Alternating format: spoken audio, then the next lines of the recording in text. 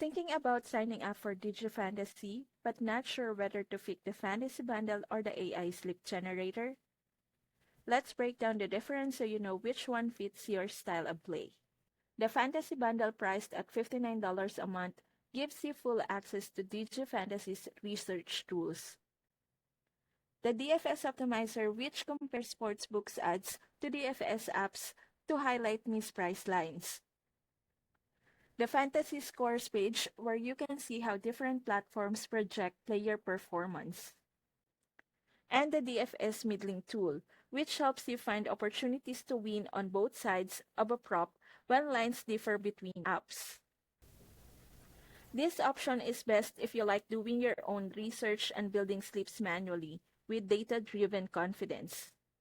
On the other hand, the AI Sleep Generator is $299 a month and is designed for players who want a done-for-you solution.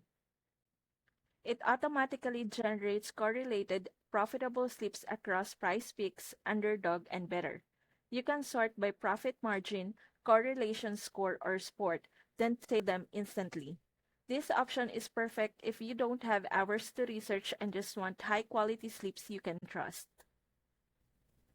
So here's the bottom line. If you enjoy digging into the numbers and making your own calls, go with the Fantasy Bundle. But if you want the AI to do the heavy lifting and hand you ready-to-play slips, the AI Generator is worth it. Click the link in my description to sign up for DigiFantasy and choose the membership that matches your playstyle.